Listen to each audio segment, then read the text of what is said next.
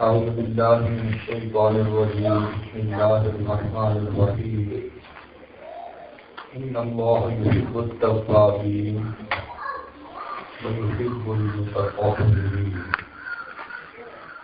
سبحان ربك رب العزة عما يصفون وسلام على المرسلين والحمد لله رب العالمين اللهم صل على سيدنا محمد وعلى آل سيدنا محمد وبارك وسلم اللهم صل على سيدنا محمد وعلى آل سيدنا محمد وبارك وسلم اللهم صل على سيدنا محمد وعلى آل سيدنا محمد وبارك وسلم.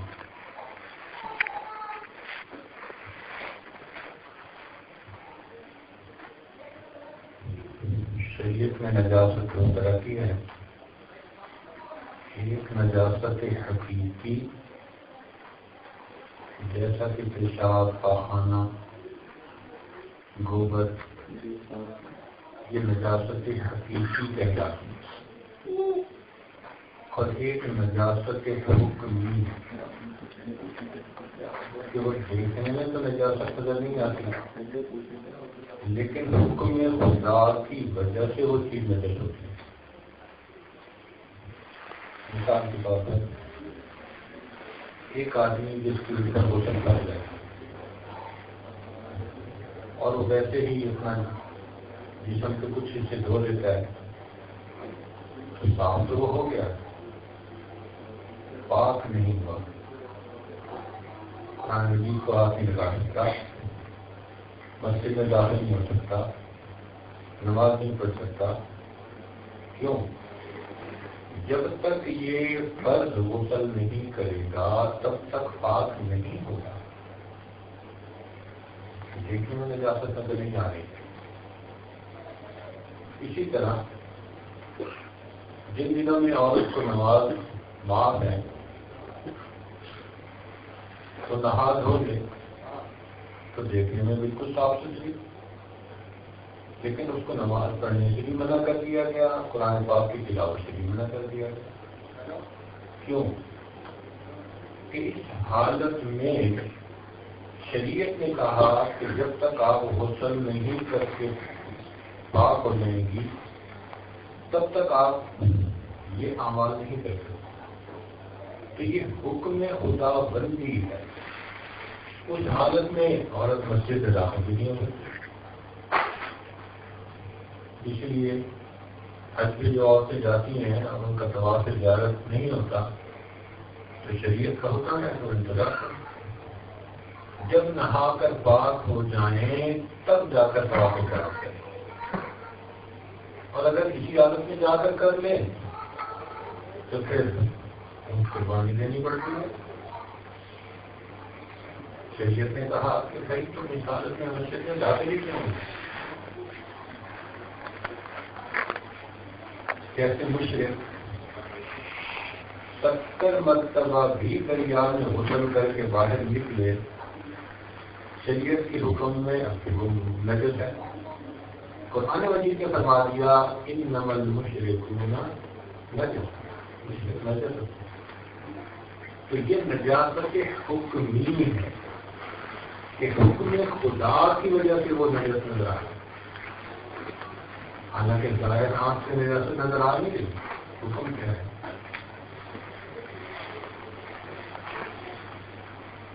اسی طرح ایک ہے انسان کا صاف ہونا اور ایک ہے انسان کا پاک ہونا. یہ الگ رہتی ہے. جس آدمی پر غسل فرض ہے وہ اگر شریعت کے طریقے کے مطابق غسل نہیں کرتا تو وہ پاک نہیں ہوگا، بھلے وہ صابن سے نہا کے آ جائے.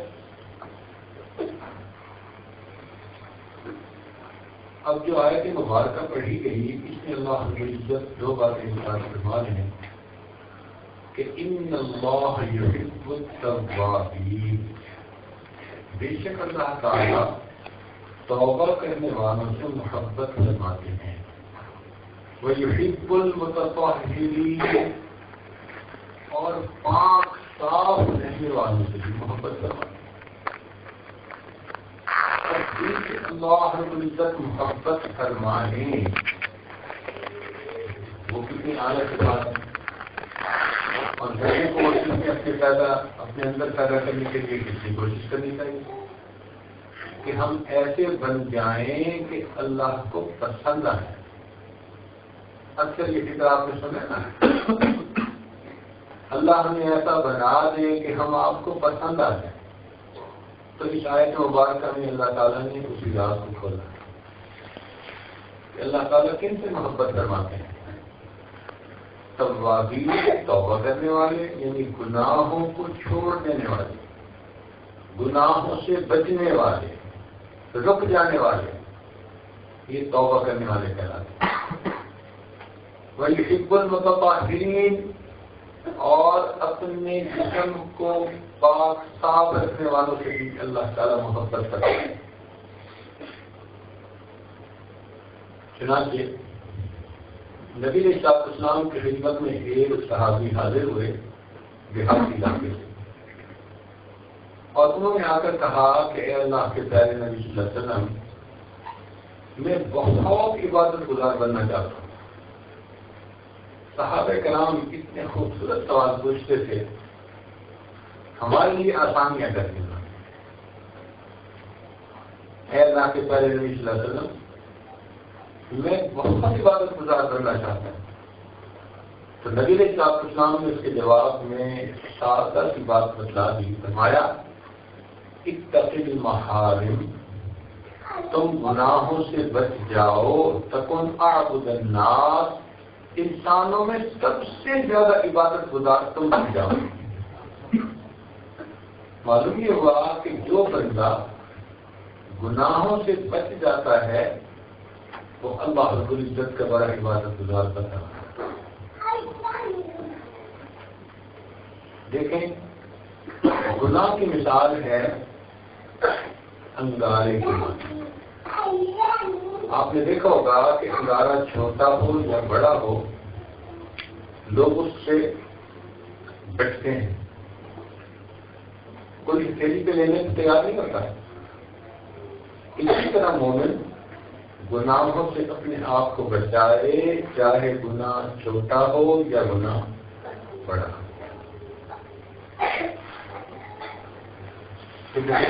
فرماتے تھے کہ اے دوست، یہ نہ دیکھنا کہ گناہ چھوٹا یا بڑا، بلکہ تم اس ذات کی عظمت کو دیکھنا جس کے حکموں کی تم خلاف ورزی کر رہے ہو۔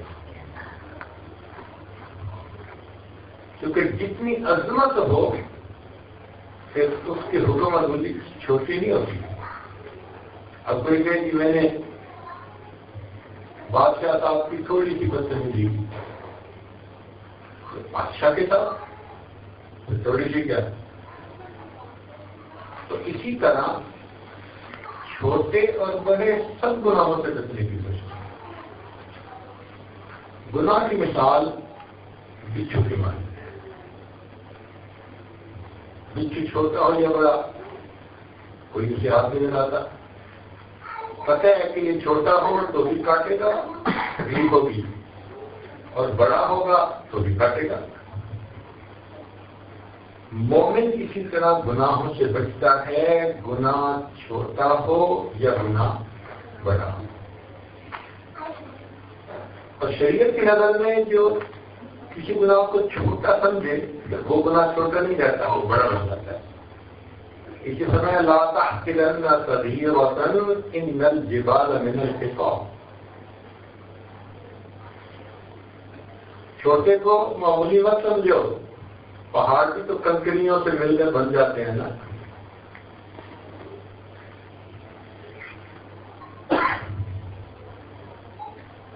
علماء نے لکھا ہے کہ گناہ کی مثال کینسر کے زخم کی مانند ہے۔ جسم میں اگر کینسر ہو تو اس کا ایک ہی حل ہے، آپریشن کرو اور اس جسم کے حصے کو کاٹ دو۔ اگر نہیں کاٹیں گے تو یہ کینسر پھیلے گا اور انسان کی جسمانی موت کا سبب بن جائے گا۔ گناہ کا بھی ایک ہی حل ہے کہ اسے چھوڑ دو. اگر نہیں چھوڑیں گے تو گناہ کی عادت اور بڑھے گی، انسان کی روحانی موت کا سبب بن جائے گی.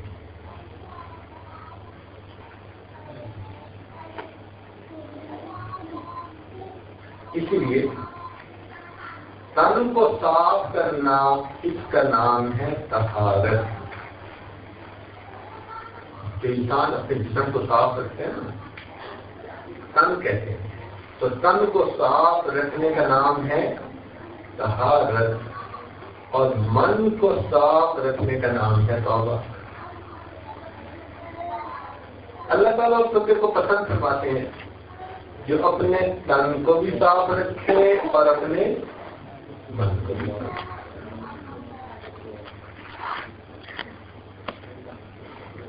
کئی لوگ ہوتے ہیں لمبی چوڑی تسبیحات پڑھتے ہیں، نفلیں پڑھتے ہیں، لیکن گناہوں سے بچتے بھی نہیں. کسی کا دل دکھا دیا، غیبت کر دی، الزام لگا دیا، معاملات کے اندر کوتاہی کر لی، تو دیکھنے میں یہ بہت عبادت گزار نظر آ رہے ہیں، لیکن ان سے وہ شخص زیادہ افضل ہے جو اتنی لمبی چوڑی عبادتیں تو نہیں کرتا، فقط فرائض و واجبات پر عمل کرتا ہے، مگر اپنے وجود سے کوئی گناہ صادر نہیں ہونے دیتا. تو ہمیں اس بات پر مستقل محنت کرنی چاہیے کہ سر کے بالوں سے لے کے پاؤں کے ناخنوں تک جسم کے کسی عضو سے بھی گناہ کر سکنا. یہی ایک عام بندے میں اور ولی میں فرق ہوتا ہے. جن کو ہم کہتے ہیں نا ولی، وہ کوئی 4 آنکھوں والے 2 سروں والے نہیں ہوتے، عام بندے ہوتے ہیں. دیکھنے میں فرق یہ ہوتا ہے کہ عامی آدمی نیکی بھی کرتا ہے اور گناہ بھی کرتا ہے. مسجد میں نماز پڑھ لی، بالکل دل صاف ہو گیا، اور دروازے سے باہر قدم رکھا اور غیر محرم پر حضرت پڑھ نہیں جگہ کر دی. وہ جو دور آیا تھا سب نے اٹھایا. ولی وہ اپنے جسم سے گناہ صادر نہیں ہونے دیتا، لہذا اس کے دل میں جو نور آتا ہے وہ ہمیشہ بڑھتا ہی چلا جاتا ہے، ضائع نہیں ہوتا. اس کی مثال میں سمجھیں کہ ایک ٹینک ہے جس کے پھیلے میں سوراخ ہو گیا. اب اوپر نل کھول دیں تو ٹینک سے پانی جا رہا ہے، نیچے سے ضائع ہو رہا ہے، اور ٹینک کبھی نہیں بڑھے گا. اور اگر نیچے کا سوراخ بند کر دیں تو اوپر کے نل کو آپ تھوڑا بھی کر دیں نا، کترا کترا بھی گرتا رہے گا تو ایک دن ٹینک بھر جائے گا. تو معلوم ہوا کہ ہم لوگ جو عام لوگ ہیں، ہم بھی کئی مرتبہ ایسے اعمال کرتے ہیں جو ہمارے سینے کو منور کرتے ہیں، مگر ہم اس کی حفاظت نہیں کر پاتے. گناہوں کی وجہ سے ہم ان برکات کو ضائع کر رہے ہیں. اس لیے آپ کبھی دیکھیں کہ ایسی کیفیت ہوتی ہے کہ نماز میں دل لگ رہا ہوتا ہے، نماز پڑھنے میں، درود پڑھنے میں، کلمہ پڑھنے میں بڑا مزہ آ رہا ہوتا ہے، مگر دوسرے دن وہ کیفیت کوئی نہیں ہوتی. کیوں؟ کہ اس کے بعد ہم نے زبان سے یا چنگلی کھائی یا غیبت کی یا بہتان باندھا یا جھوٹ بولا، کچھ نہ کچھ گڑبڑ ہم نے کر لی ہوتی ہے، یا پھر بازار کی بنی ہوئی چیز کھا لی اور اس چیز میں جا کر اندر دل کی ساری نورانیت کو ظاہر کر دی. ہم حفاظت نہیں کر پاتے. جو حفاظت کرنا جانتے ہیں وہی بالآخر اللہ کے ولی بن جاتے ہیں. تو دل کے نور کو ضائع نہیں ہونے دیتے، ان برکتوں کو ضائع نہیں ہونے دیتے.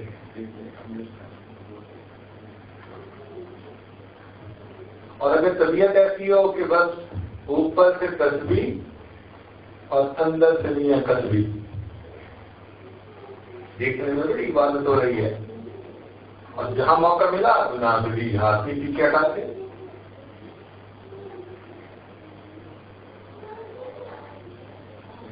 سب خبر کا 100 بس لفظ دل خدا دکھے گناہ. ہاتھ میں تسبیح ہے، لبوں سے توبہ ہے اور دل گناہ کی لذت سے پر ہے. معصیت را ٹھنڈا نہیں آئے پر استغفار ماں، میرے استغفار کے اوپر معصیت کو بگڑتی آ رہی ہے.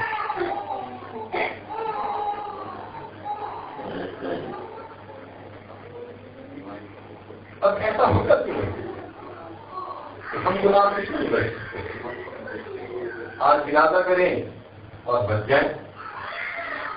ایسا مشکل ہے. کیوں؟ ہمارا نفس جو ہے اس کے اندر شر اتنا ہے کہ اس شر کو ختم کرنے کے لیے محنت کریں. اللہ والوں کی صحبت میں بیٹھنے کا یہی تو فائدہ ہوتا ہے کہ انسان کی ہمت بن جاتی ہے، انسان کی دل میں قوت ارادی پیدا ہو جاتی ہے اور وہ کوشش کرتا ہے کہ بس میں نے آج کے بعد گناہ نہیں کرنا. یقین پکا ہو تو پھر کسی نقصان دینے والی چیز سے بچنا آسان ہوتا ہے. اچھا دیکھیں، بجلی کے تار ہوتے ہیں نا گھروں میں، کسی کو کہیں نا جی کہ آپ کو ہم 2000 ریال دیتے ہیں، یہ درہم دیتے ہیں، اگر یہ بجلی تار کو ہاتھ کو لگاؤ کہیں گا تمہارا نواز ٹھیک ہے، بات کیسی کر رہے ہو؟ کوئی ہاتھ نہیں لگائے گا، کہیں گے نقصان دیتی ہے. تو جہاں ہمیں یقین ہم قریب بھی نہیں جاتے. اچھا ایک پلیٹ میں آپ 10 جو ہے نا وہ لڈو ڈال دیں اور کسی کو کہیں کہ 9 لڈو تو ہے بالکل ٹھیک، ایک لڈو پہ زہر کا قطرہ گر گیا تھا، یہ کھائیے. بھائی 9 تو ٹھیک ہے نا، اسکولوں. تو جہاں ہمیں نقصان پہنچنے کا یقین ہوتا ہے ہم آگے قدم نہیں بڑھاتے، ہاتھ آگے نہیں بڑھاتے. آپ نے دیکھا سانپ کتنا خوبصورت ہوتا ہے، کتنا پیارا ڈیزائن، اس کا پیٹرن کا بھی دیکھیں، ملائم بھی ہوتا ہے اور خوبصورت رنگ بھی اس کے بڑے ہوتے ہیں. پھر کوئی ہاتھ لگاتا ہے بھاگتے ہیں، اس لیے کہ نقصان کے یقین ہوتا ہے. تو ایک بات سمجھ میں آئی کہ جہاں نقصان کا یقین ہوتا ہے وہاں انسان گناہ سے اس نقصان سے بچنا اس کے لیے آسان ہوتا ہے. آج ہمیں گناہ کے نقصانات کا یقین نہیں، اس لیے نہیں بچتے. اگر یقین ہوتا تو بچ جاتے ہیں.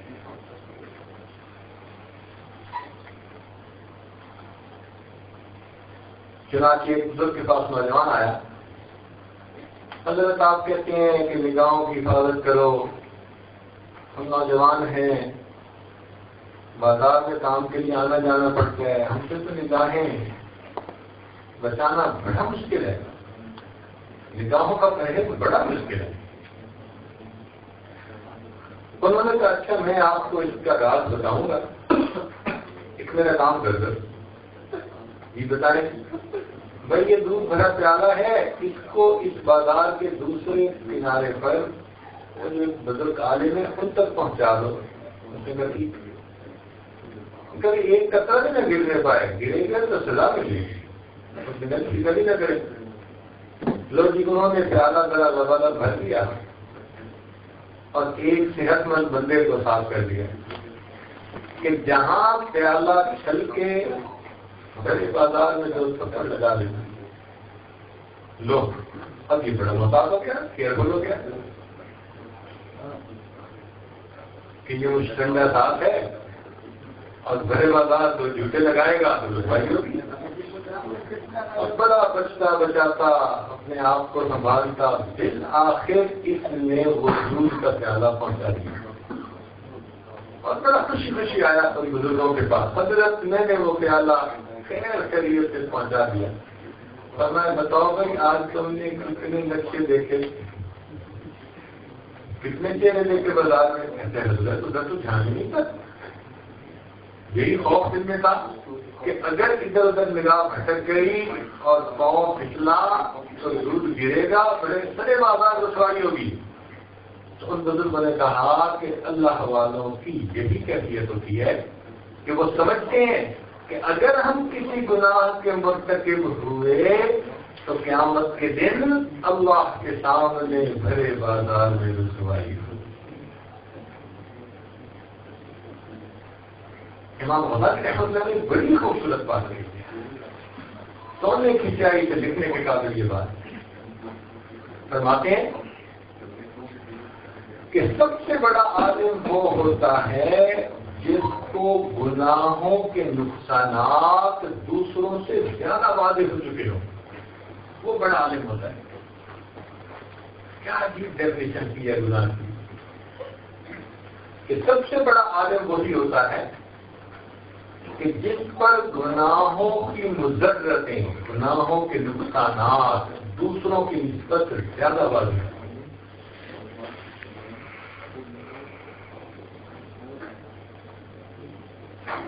ہم نے ہارٹ اسپیشلسٹ کو دیکھا،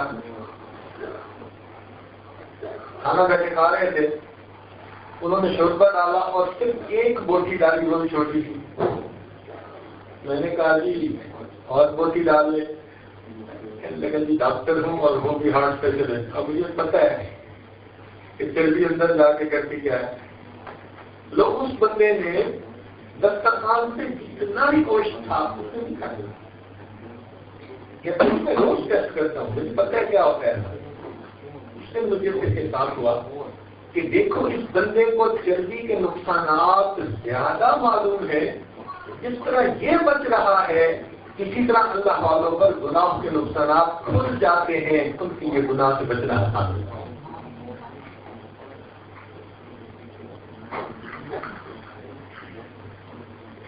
تو قیامت کے دن کی رسوائی کا خوف یہ بندے کو گناہوں سے بچا ہے۔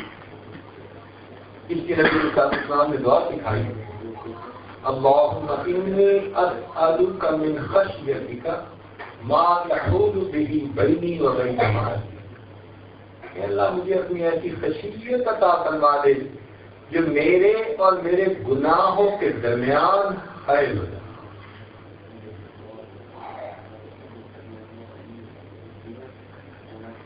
سلیمان بن یسار رحمۃ اللہ علیہ محدث ہوئے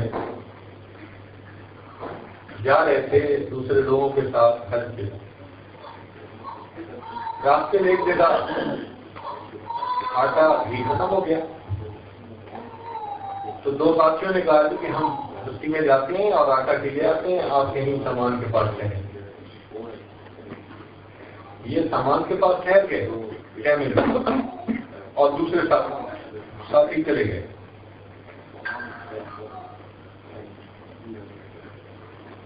تھوڑی دیر کے بعد ایک عورت کہیں سے آ گئی اور اس نے ان کو اکیلا دیکھ کر نہ کوئی اشارہ کیا۔ پہلے تو یہ سمجھے کہ شاید بھوکی ہے اور روٹی مانگ رہی ہے، تکلیف نہیں ہے مانگنے والا۔ جب انہوں نے اس کو روٹی دینی چاہی تو اس کو اس نے اشارے سے کہا کہ میں کسی اور چیز کی طلبگار ہوں جو عورت مرد سے چلتی ہے۔ تو ان کے دل میں فوراً خیال آیا تو شیطان کو مجھ سے ابھی بھی امید ہے اور وہ مجھے اکیلا دیکھ کر بہکانے کے لیے اس نے اپنا ایک نمائندہ نہیں کیا۔ یہ خیال آتے ہی ان پر خوف خدا کی کیفیت آ گئی، انہوں نے رونا شروع کر دیا۔ ان کے آنکھوں گرتے دیکھ کے اور وہاں سے کھسک کے شرما لی اس کو، یہ روتے روتے سو گئے۔ کہتے ہیں کہ ان کو خواب میں یوسف علیہ السلام کی زیارت نصیب ہوئی، تو انہوں نے یوسف علیہ السلام کو کہا، اے اللہ کے پیارے پیغمبر علیہ السلام، آپ کتنے عظیم کہ آپ نے ایک ملکہ کے گناہ کی دعوت پر کہا معاذ اللہ، میں اللہ سے پناہ مانگتا ہوں۔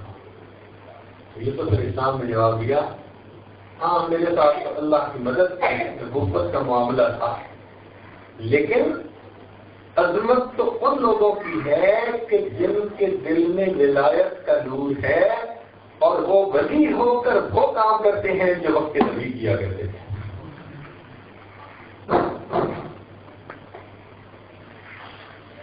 تو یہ دل میں خوف خدا ہو تو پھر گناہوں سے بچنا بہت آسان. اس لیے یہ خوف خدا بڑی نعمت ہے. اللہ سے مانگنا چاہیے کہ اللہ ہمیں ایسا خوف عطا کر دے جو گناہوں سے ہمیں روک دے.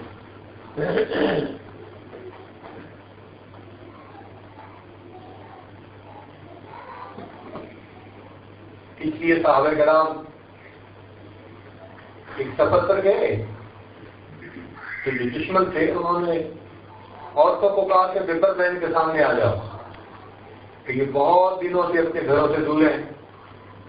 رومی عورتوں کے حسن جمال کو دیکھیں گے تو یہ بھٹکیں گے اپنے مرد سے. امیر نے جب دیکھا تو اس نے ایک مرتبہ کہا قل للمؤمنین یغضوا من ابصارہم، ایمان والوں سے کہہ دو نگاہیں نیچی کر لیں. پورا لشکر وہاں سے گزر گیا، کسی نے ایک نے بھی آنکھ اٹھا کے نہیں دیکھا. جب واپس آئے مدینہ طیبہ بات بتائی تو ان میں سے کسی نے پوچھا کہ اس شہر کے مقام کیسے تھے؟ تو جواب دینے والے نے کہا کہ جب امیر لشکر کی طرف سے یہ پیغام ملا ہم نے نگاہیں نیچی کی، ہم نے کسی مکان کی اونچائی تک کو بھی نہیں دیکھا.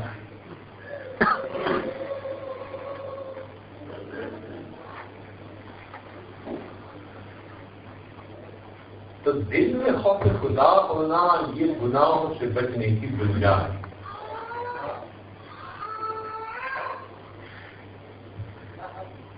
اس لیے ایک نوجوان کا واقعہ ہے پرتاپ کا کہ اس کا تعلق بن گیا کسی باندی سے اور اسی تلاش میں تھا کہ مجھے کوئی موقع ملے میں اس کے سامنے اپنا مدعا بیان کروں. کہیں اس کو تنہائی میں اس سے بات کرنے کا موقع مل گیا. اس نے کہا کہ میرا تو تمہارے ساتھ ایسا رشتہ تعلق بن گیا ہے کہ میں نہیں رہ سکتا، مجھے تمہارے ساتھ ملاپ کرنا ہے. تو اس کے جواب میں اس نے کہا کہ جتنا تمہیں مجھ سے محبت ہے اس سے زیادہ مجھے تم سے محبت ہے، لیکن میں اللہ رب العزت سے ڈرتی. اس مخلص بچی کے یہ الفاظ ایسے تھے کہ اس بندے کے دل میں اتر گئے کہ اگر یہ اللہ سے اتنا ڈرتی ہے تو تو اللہ سے ڈرنا چاہیے. میں آج اس نے سچی توبہ کر دی. اب اللہ تعالیٰ کی قدر دانی دیکھیں جو تحیت کر لی کہ میں فلاں بستی میں جاتا ہوں اور میں علماء سے پڑھوں گا اور لے کے میں زندگی گزاروں گا اور گناہ چھوڑ دی ہے. راستے میں ایک بڑے میاں سے ملاقات ہو گئی، تعارف ہوا، بھائی کہاں جانا ہے؟ ان کا بھی سنا دے گا.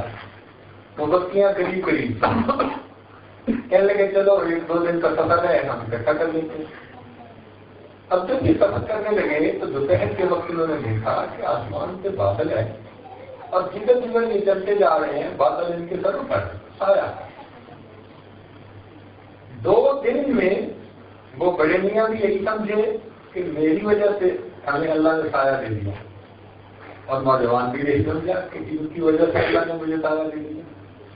لیکن جب اس جگہ پر پہنچے کہ جہاں راستے جدا جدا تھے تو جب بڑے میاں جدا ہوئے تو کیا دیکھتے ہیں کہ سایہ نوجوان کے در سے وہ پیچھے تھے.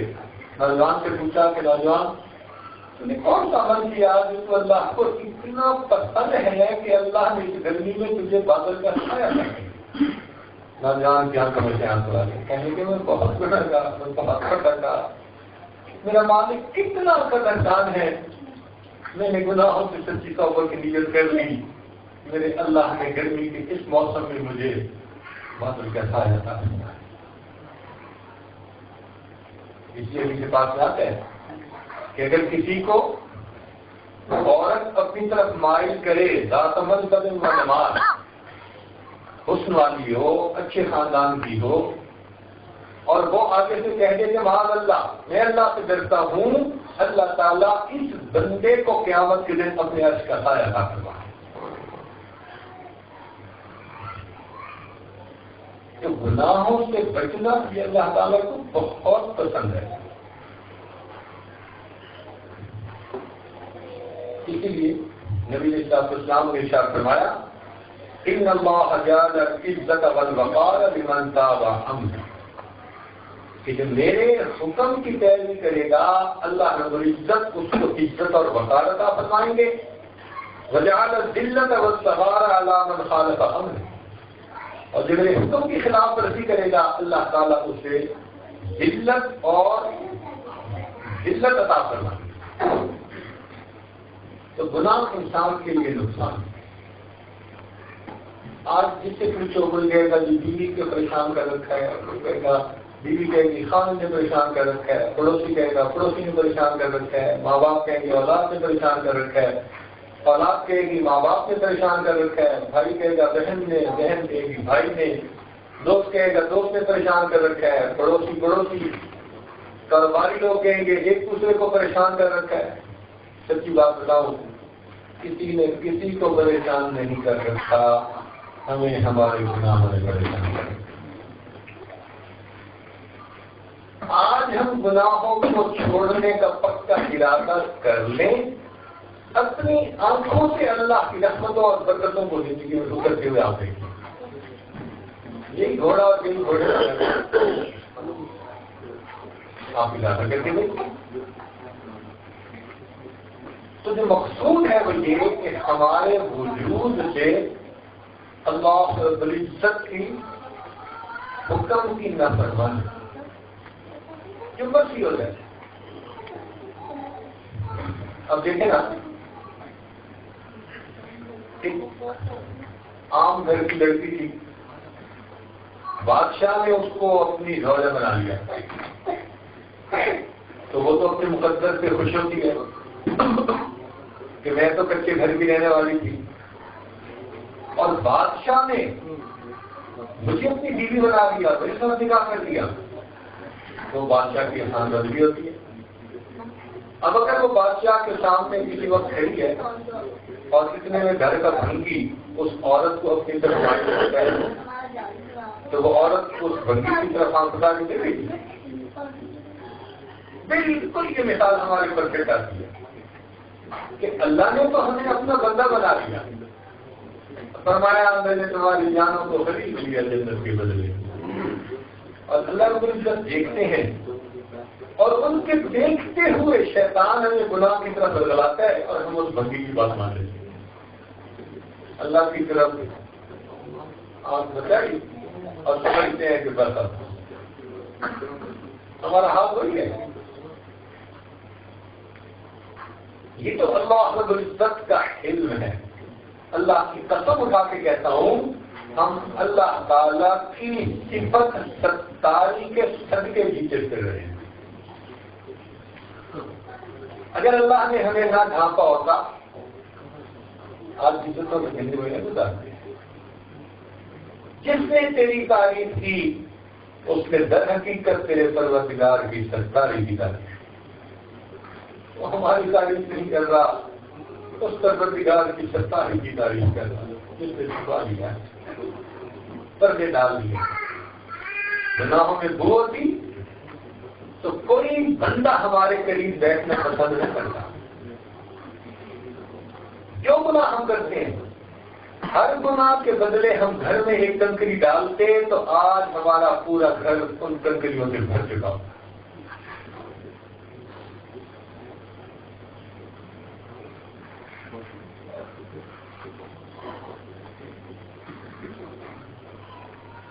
اس لیے ہم اللہ رب العزت سے یہ نعمت مانگے کہ اے مولا ہمیں گناہوں سے بچا دی.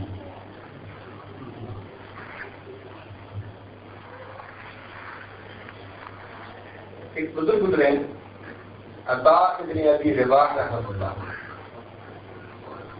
تابعین میں ان کا نام ہے. تو فرمایا کرتے تھے، یہ ان کے دل پر الہامی باتیں تھیں. تو فرماتے تھے کہ اللہ رب العزت نے میرے دل میں یہ بات کی لطا فرمائی، عطا میرے بندوں سے کہہ دو جب تم گناہ کرنے لگتے ہو ان تمام دروازوں کو بند کر دیتے ہو جس سے مخلوق دیکھتی ہے، اور اس دروازے کو بند نہیں کرتے جس سے میں پروردگار دیکھتا ہوں. کیا اپنی طرف دیکھنے والوں میں سب سے کم درجے تک ہم مجھے سمجھتے ہیں؟ کیا اپنی طرف دیکھنے والوں میں سب سے کم درجے کا تو مجھے سمجھ اللہ کا علم اور پھر اس پہ اللہ کا علم قربان جائے. ہمارا علم تو اسی ہوتا ہے نا کہ ہمیں پتہ ہی نہیں ہوتا بچے نے کیا کیا, شاگرد نے کیا کیا, بیوی نے کیا کیا, بھائی نے کیا کیا, ہمیں پتہ ہی نہیں ہوتا ہے تو تھوڑا سا پتہ ہوتا ہے. اس لیے ہم علم دکھا بیٹھتے ہیں, اور ہمیں اگر پورا علم ہو تو پھر تو شاید ہم اپنے اندر علم بھی نہ دیکھیں.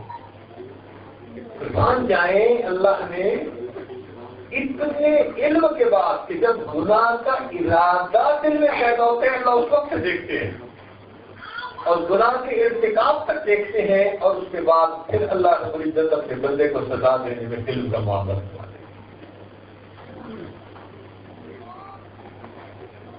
اللہ کے علم پر اور پھر اس پر اللہ کے علم سے قربان جائے.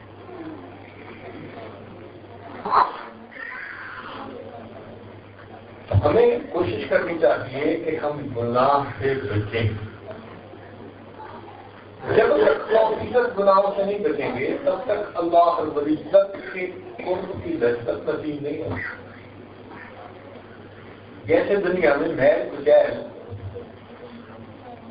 جوڑ کے راستے میں رکاوٹ ہوتی ہے.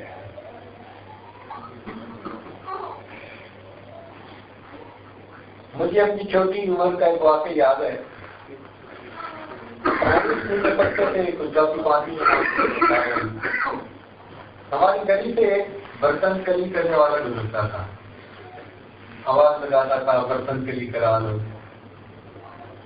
جب بھی اس کی آواز سنتے ہیں تو ہم بچہ صاحب میں کھا کر گھر آتا, امی کو کہتا امی برتن دو گلی کروانے کے لیے. نہیں بھی ہوتے تھے تو رو دھو کے نکلوا لیتے تھے, اور اس کلی کرنے والے کو پہلے کھڑا کر کے آتے تھے کہ انکل ہم بھی جانا نہیں ادھر کے لے, اور جو 2-4 برتن ہوتے لا کے دیتے کہتے گلی کرو. اب وہ اپنی بھٹی جلاتا اور برتن سارے گرم کرتا, پھر اس کا کلی کرنے کا پروسیس بڑا اچھا لگتا. لے کے جاتے تو اور برتن ہوتے تھے, جب کلی کرواتے چمک رہے ہوتے تھے. تو جب کئی مرتبہ دیکھا تو دیکھا کہ بھائی وہ گرم کر کے نا اوپر کچھ لگاتا تھا نشادر کیا. تو اس نے پوچھا کہ آپ سیدھا کلی کبھی لگا دیتے. تو اس نے کہا کہ بچہ تم چھوٹے بچے ہو, تمہیں نہیں پتا یہ برتن صاف نہیں ہوتے, ان کے اوپر چکنائی لگی ہوتی ہے, محنت لگی ہوتی ہے. اگر میں اسی طرح گرم کر کے اس پر کلی چڑھا دوں تو کلی اتر جائیں گے. مجھے پہلے اس کو صاف کرنا ہوگا. میں آگ میں گرم کر کے محنت چکنائی ختم کر دیتا ہوں, نشادر لگاتا ہوں. جب صاف ستھری جگہ ہو جاتی ہے تھوڑی سی کلی لگاتا ہوں, پورا کا پورا برتن چڑھ جاتا ہے. اس زمانے میں تو اس پروسیس کا اتنا احساس نہ ہوا. اب اگر کبھی وہ واقعہ یاد کرتے ہیں نا تو محسوس ہوتا ہے کہ واقعی انسان کے دل کے کلی کرنے کا بھی معاملہ ایسا ہے. ہمارے بزرگوں نے یہی کہا کہ دیکھو اس دل کے اوپر گناہوں کے اثرات ہیں, تم توبہ کے ذریعے, استغفار کے ذریعے اس کے اوپر سے گناہوں کے اثرات کو مٹا دو. پھر جب تم ذکر کی کلی اس کے اوپر لگاؤ گے تو وہ پورے تمہارے دل کو منظم کر کے رکھے گے.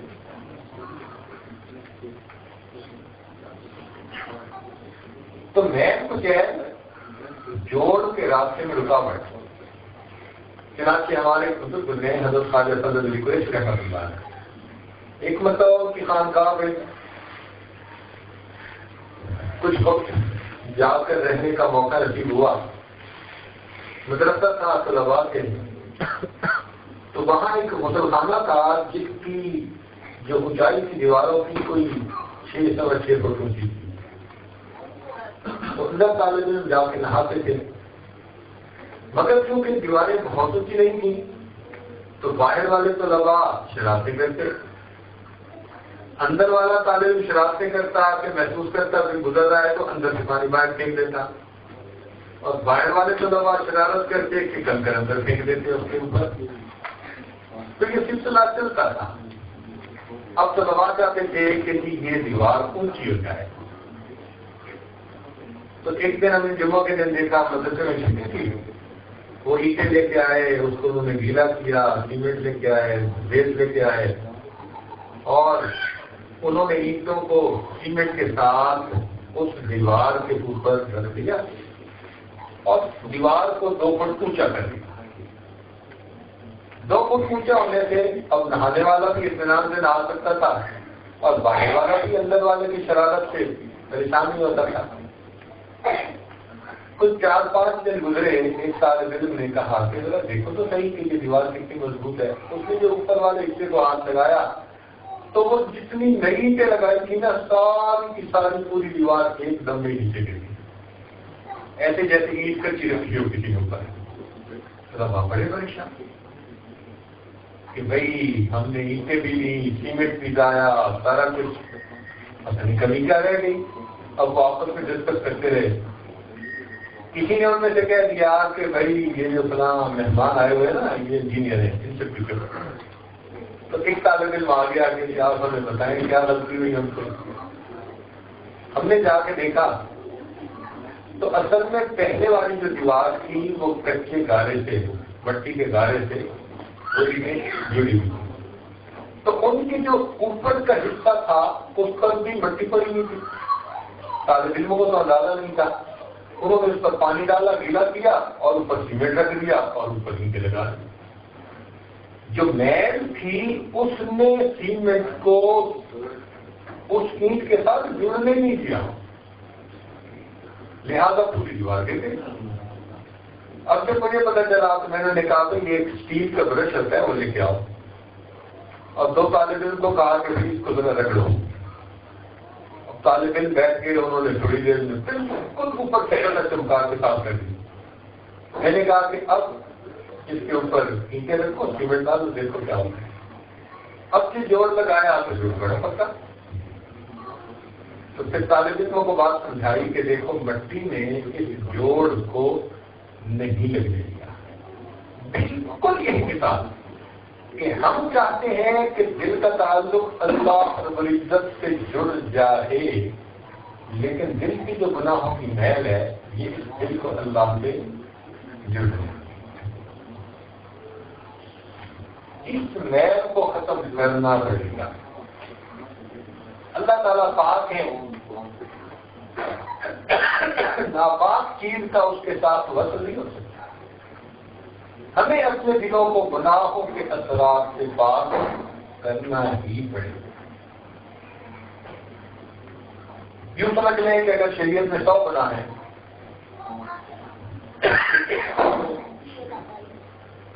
جس نے جتنے گناہ چھوڑے وہ اتنا قدم اللہ کی رضا کے قریب ہو گیا. جس نے 90 گناہ چھوڑے وہ 90 قدم قریب, جس نے 95 چھوڑے وہ 95 قدم قریب, جس نے 100 چھوڑے وہ 100% اللہ کے قریب ہو گیا. اور اگر ہم آج اپنی زندگیوں کو دیکھیں تو دین کا کام کرنے والے, چاہے مدارس والے ہوں, چاہے ذکر و سلوک والے ہوں یا جماعت والے ہوں, کسی بھی شعبے میں کام کر رہے ہو, کوئی نہ کوئی ایک آدھ گناہ درمیان میں ہوتا ہے جس میں ہمارا راستہ روکا ہوا ہے. اکثر گناہوں سے بچتے ہیں. یہ جو مصنون وضاحت ہے نا, اس کی بڑی برکتیں ہیں. اس سنت کی برکت کی وجہ سے کئی گناہ کر ہی نہیں سکتے. مثلاً ایک داڑھی والا بندہ کسی کو ہوش گالی دے نہیں سکتا. دے گا تو لوگ کہیں گے یار تمہارا منہ اور یہ گالی خود شرم آئے گی. ایسی جگہیں جہاں عیاشی فحاشی ہوتی ہے وہاں داڑھی والا بندہ جاتا ہی نہیں.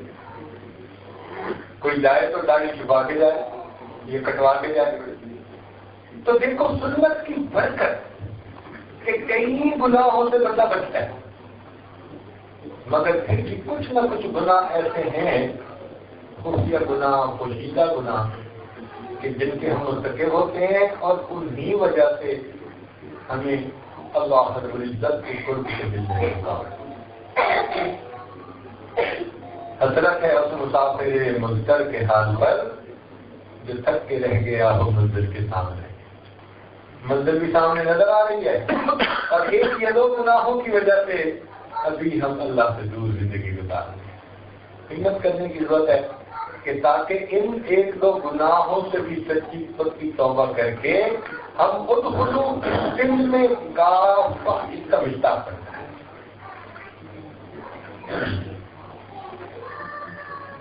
تو کیا ہو جائے گا؟ ہم پھر فرشتے بن جائیں گے؟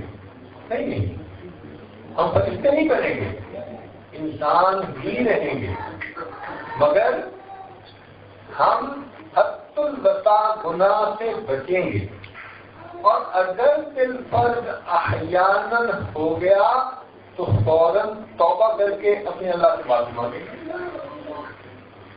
اور حدیث پاک میں آتا ہے التائب من الذنب کمن لا ذنب لہ، گناہوں سے توبہ کرنے والا ایسے ہوتا ہے جیسے اسے گناہ کیا ہی نہیں ہوتا۔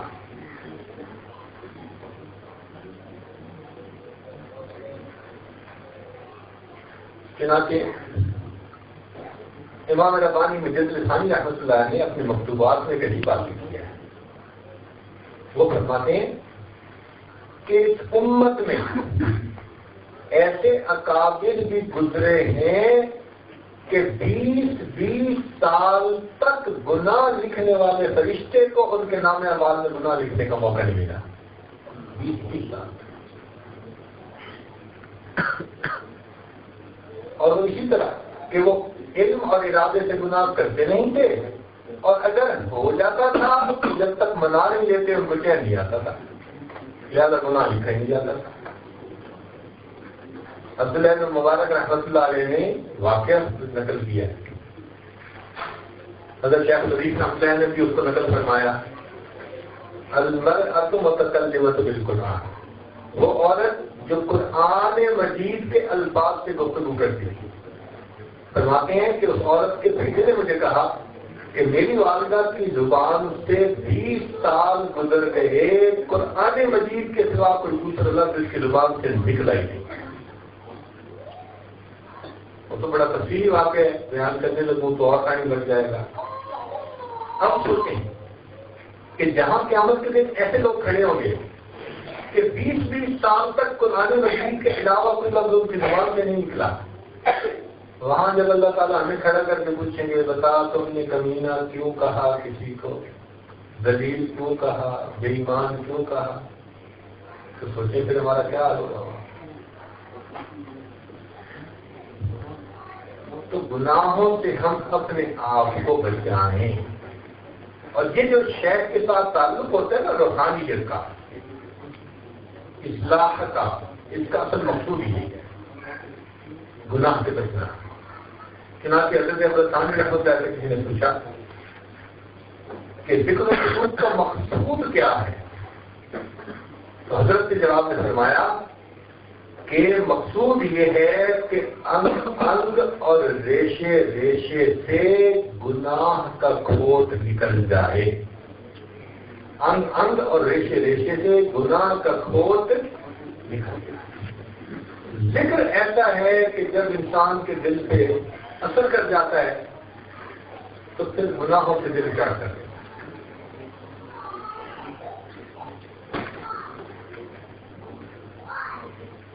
پھر ظلم سے اتنا گھر دم خط نظر آتی ہے۔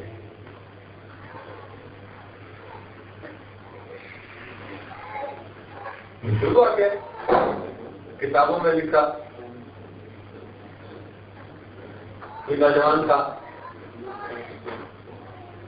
بادشاہ کی بیٹی کے ساتھ ان کو تعلق پیدا ہو گیا، شکل عقل کا تو بہت بھی اچھا تھا لیکن بہت ہی غریب گھرانے کا تھا، تو اس نے شہزادی کو اپنا پیغام بھجوایا۔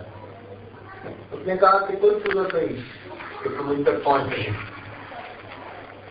ہاں ایک طریقہ بتاتی ہوں کہ بادشاہ جو ہے یہ نیک طبع ہے، اور جہاں اس کو پتہ چلتا ہے کہ یہ نیک لوگ ہیں، اللہ والے ہیں، یہ سب کی دعاؤں کے لیے وہاں جاتا ہے اور اہل خانہ کو بھی بھیج دیتا ہے دعاؤں کے لیے۔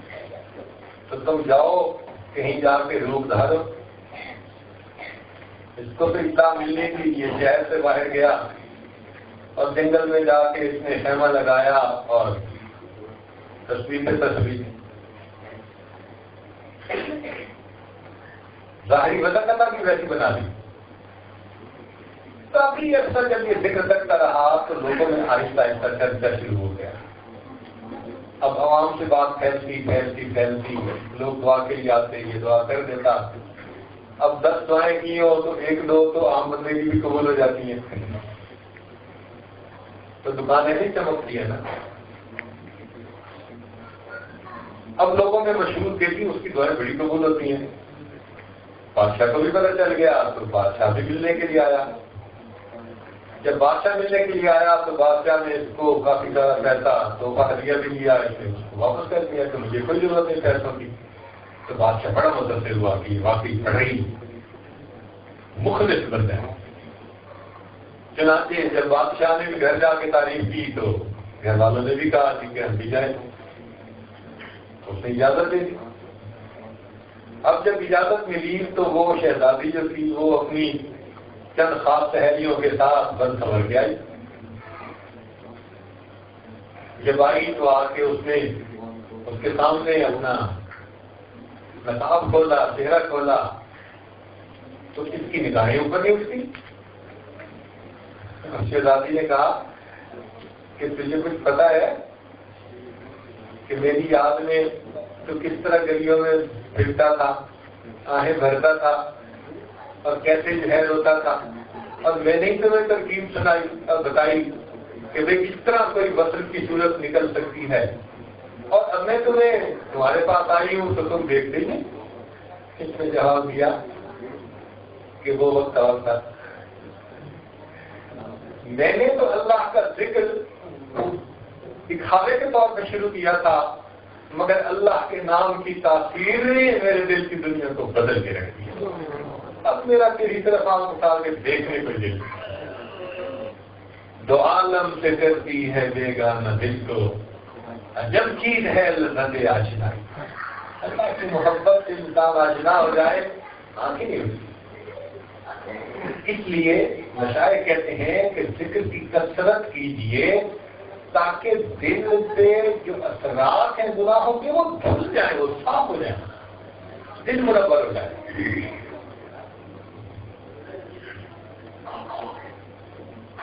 جب دل منور ہوگا تو پھر انسان کے لیے گناہوں سے بچنا بہت آسان ہوگا.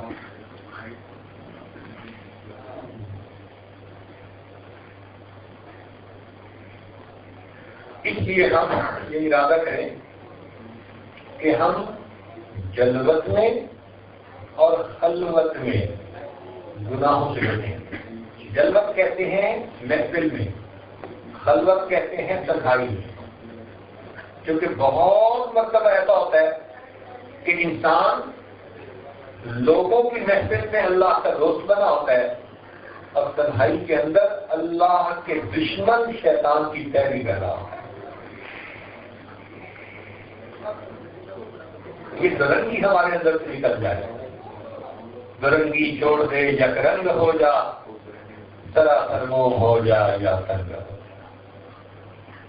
ہم گناہوں سے اپنے آپ کو بچائیں, اور اس کا طریقہ یہ ہے کہ ہم عہد کریں کہ ہم نے اپنے سر کے بالوں سے لے کے پاؤں پہ ناخن تک اللہ کے کسی حکم کو ہرگز نہیں چھوڑیں. یہ ارادہ کر رہے ہیں, پھر اس کی برکتیں دیکھنی شروع کریں. اور اللہ کے ایسے بندے بھی ہوتے ہیں جو واقعی گناہوں سے بچتے ہیں. اس لیے ہمارے بزرگ فرمایا کرتے تھے کہ جو انسان علم اور ارادے سے گناہ کو کرنا چھوڑ دیتا ہے, اللہ تعالیٰ اس بندے کی دعاؤں کو رد کرنا چھوڑ دیتا ہے.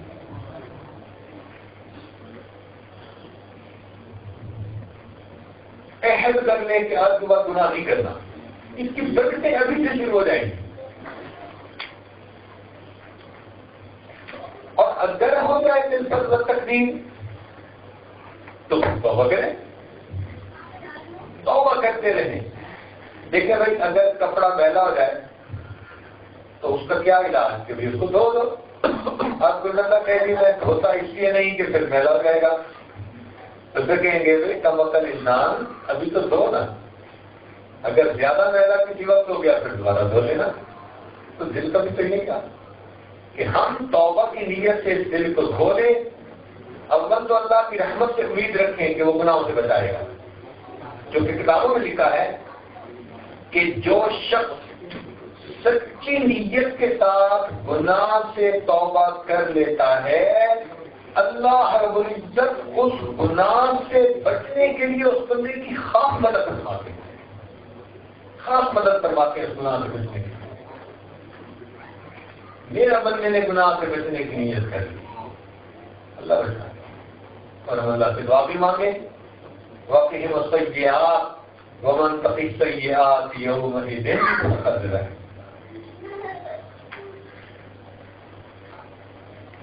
اللہ کو کتنا پیار آتا ہوگا اپنے ایسے بندوں پر. اسی حدیث پاک میں آتا ہے کہ جو بندہ غیر محرم پر قدرت پائے, موقع ہو اور خود گناہ سے بچ جائے, اللہ تعالیٰ اس گناہ کے بدلے قیامت کے دن اس بندے کو اپنا دیدار عطا فرمائے. کہ گناہ کا موقع تھا پھر بچا. اب آپ سفر کر رہے ہیں سب کہیں اور سامنے غیر محرم ہے, آپ چاہیں تو دیکھ سکتے ہیں. تو اس وقت یہ موقع یاد کریں کہ موقع ہے لیکن میں نہیں دیکھتا, تو میں گناہ سے قدرت کے باوجود بچ رہا ہوں. ایک دن میں کتنے ایسے مواقع آئیں گے اور آپ کو دل کو خوشی ہوگی. آج اس دور اور اس زمانے میں ایسے لوگ موجود ہیں. چنانچہ ہمارے قریبی تعلق والے حافظ صاحب ہیں, محلے میں ہی رہتے ہیں. ان کے والد کی لیڈیز کے کپڑوں کی دکان ہے اور وہ بچے کو کہتے ہیں کہ تم میرے ساتھ کام کرو. اور بچہ بڑا پریشان ہے. ہم نے کہا بھی کرو کام, باپ کہہ رہے ہیں, والد کہہ رہے ہیں. محلے کی عورتیں کہتی ہیں کہ ہم اس دکان سے جا کے کپڑے خرید کے آتی ہیں, سالوں گزر گئے ہیں, اس بچے کی نگاہ کبھی ہماری نگاہ سے ٹکرائی نہیں. محلے کی عورتیں گواہی دیتی ہیں کہ کبھی اس بچے کی نگاہ اونچی نہیں ہوتی. لیڈیز کپڑے کا کام کرتے ہیں مگر نگاہ نیچی ہوتی ہے. ہمارے ایک اور قریبی دوست ہیں حافظ صاحب, اور چند دن پہلے کی بات ہے, ان کو کام کے لیے چائنا جانا پڑا. ان کا بزنس ہے بہت بڑا, ملینز میں. کہنے لگے کہ قدرت جس کمپنی میں جانا تھا اس کی ڈائریکٹر وہ بھی عورت تھی اور اس کی سیکرٹری بھی عورت تھی, اور مجھے ان کے ساتھ میٹنگ کرنی تھی. تو مجھے 4 گھنٹے کیبل پہ ان کے ساتھ گفتگو کرنی پڑی. ایک ایک آئٹم کو دیکھنا, اسپیسیفکیشن, اس کا آرڈر پلیس کرنا, اس کی قیمت طے کرنا. کہنے لگا کہ یہ ذکر کی اور بیعت کی برکت ہے. 4 گھنٹے کے بعد جب میں کمرے سے باہر نکلا مجھے ان دونوں میں سے کسی ایک کی شکل کا یہ اندازہ نہیں تھا. نگاہ نہیں میری ہوئی. کہنے لگا دل میں ایسا سرور آیا کہ اللہ میں قدرت کے باوجود اس گناہ سے بچا ہوں کہ 3 دن تک مجھے نماز میں رونا آتا رہا. تو آج کے دور میں اگر 4 گھنٹے کی میٹنگ کے بعد بھی نگاہوں کو بچا لیتے ہیں لوگ, ہم کیسے کہتے ہیں جی کہ راستے چلتے نگاہ نہیں بچتی ہے. اس لیے نیت سے کر لیجیے کہ بس ہمیں وہ دیکھنے پہ اللہ نے قدرت دی ہے مگر ہم نے قدرت کے باوجود یہ گناہ نہیں کرنا, اور اس پر جو اللہ نے اجر کہا وہ اجر لینے ہیں. اللہ ایسی دل میں ٹھنڈک پہنچے گی, ایسا دل میں مزہ آئے گا. پھر آپ کہیں گے کہ دیکھنے کی تو حسرت تھی, نہ دیکھنے کا تو مزہ مل گیا.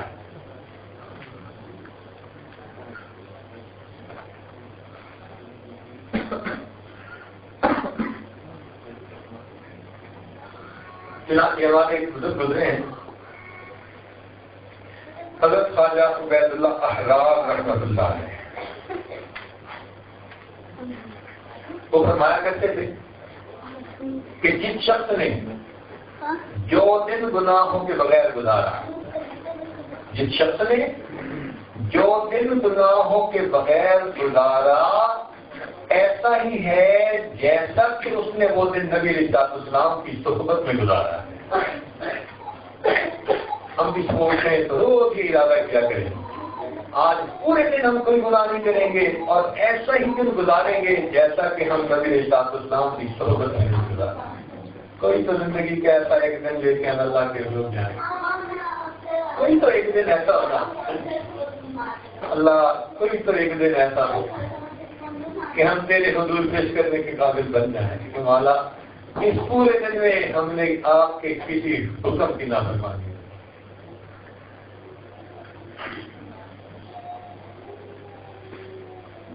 اللہ اکبر کبیرہ. اور اللہ رب العزت سے مانگے، یہ نعمت انسان کو مانگنے کی وقت ہے. 2 رکعت نفل پڑھیں روز اور اللہ سے مدد مانگیں. اے اللہ میں آج کے دن گناہوں کے بغیر گزارنا چاہتا ہوں، میں 2 رکعت صلاۃ الحاجت پڑھ کے آپ کی مدد مانگتا ہوں. اے اللہ دنیا کا ہر کمزور کبھی کا سہارا ڈھونڈتا ہے، مولا میں کمزور ہوں، آپ قوی ہیں، میری مدد کر دیجیے. پھر دیکھیں اللہ تعالیٰ کیسے مدد فرماتے ہیں. گناہوں کے بغیر دن گزرے گا اور پھر آپ کی آنکھ سے جو آنسو ٹپکے گا نا وہ اللہ کی رحمت کے دروازے کو کھلوائے گا. لیکن دروازہ کھٹکھٹانے کے 2 طریقے. ایک کسی کے دروازے پہ پہنچو تو ہاتھ سے انسان تھپ تھپ کرتا ہے نا تو دروازہ کھٹکھٹاتا ہے تو مالک دروازہ کھول دیتا ہے.